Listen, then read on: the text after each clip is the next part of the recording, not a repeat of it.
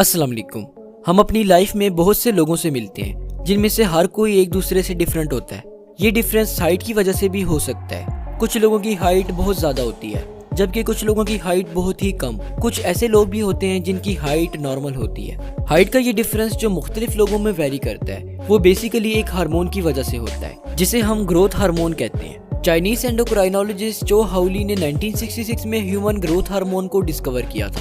Growth hormone की 2 types हैं, सोमैटोट्रोपिन और सोमैटोट्रोपिन।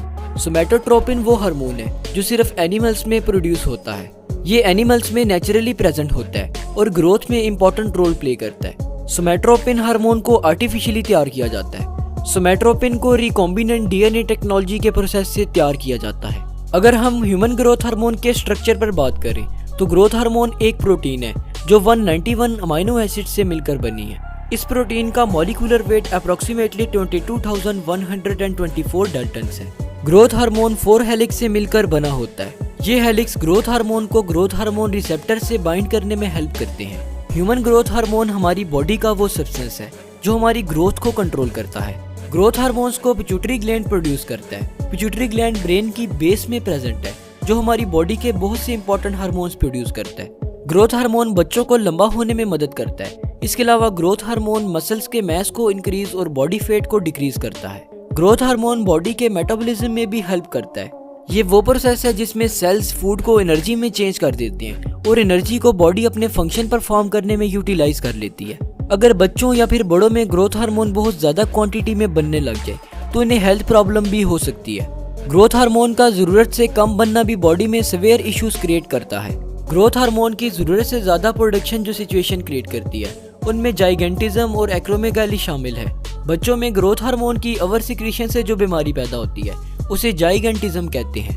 इस बीमारी में बच्चों के अंदर ग्रोथ हार्मोन की प्रोडक्शन बहुत ज्यादा होती है जिसकी वजह से उनका कद एबनॉर्मली बढ़ने लगता है। ऐसे लोग जिनका कद हमें 7 से 8 फुट तक नजर आता है वो इस बीमारी यानी कि जाइगेंटिज्म का शिकार होते हैं। ऐसे पेशेंट्स को डॉक्टर सोमैटोस्टेटिन एनालॉग इंजेक्शन लगाते हैं ताकि उनमें मजीद ग्रोथ हार्मोन्स प्रोड्यूस ना हो।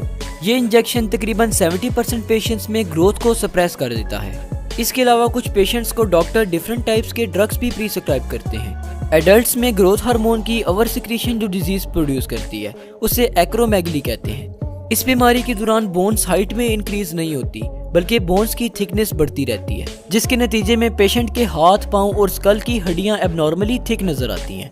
एक्रोमेगली की ट्रीटमेंट में रेडिएशन थेरेपी वगैरह शामिल है। ग्रोथ हार्मोन की अंडर सिक्रीशन जो बीमारी प्रोड्यूस करती है उसमें बोनापन यानी कि ड्वार्फिज्म शामिल है।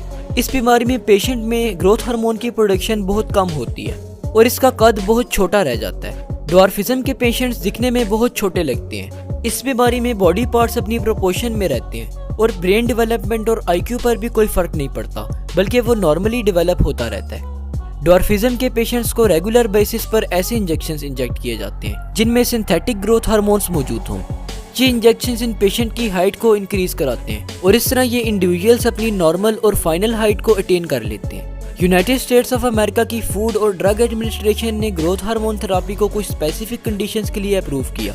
ग्रोथ हार्मोन थेरेपी से मुराद ग्रोथ हार्मोन की आर्टिफिशियली इनटेक है। ऐसे पेशेंट जिनको ये डिजीजेस हों उनको ग्रोथ हार्मोन थेरेपी की जाती है, लेकिन ग्रोथ हार्मोन थेरेपी किसी स्पेशलिस्ट डॉक्टर की प्रिस्क्रिप्शन पर ही की जाती है।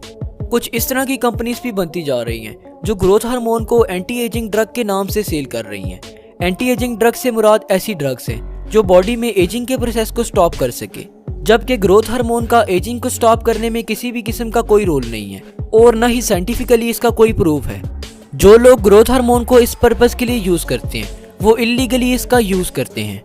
ग्रोथ हार्मोन के अब्यूज से जो हार्मफुल साइड इफेक्ट प्रोड्यूस होते हैं उनमें muscles pain, fluid buildup, AIDS, heart diseases और जॉइंट्स की स्वेलिंग वगैरह शामिल हैं। डॉक्टर की हिदायत के बगैर ग्रोथ हार्मोन की इनटेक टोटली इलीगल और अनवांटेड है। कुछ एथलीट्स और स्पोर्ट्समैन भी ग्रोथ हार्मोन को इलीगली इनटेक करते हैं ताकि स्पोर्ट्स की एफिशिएंसी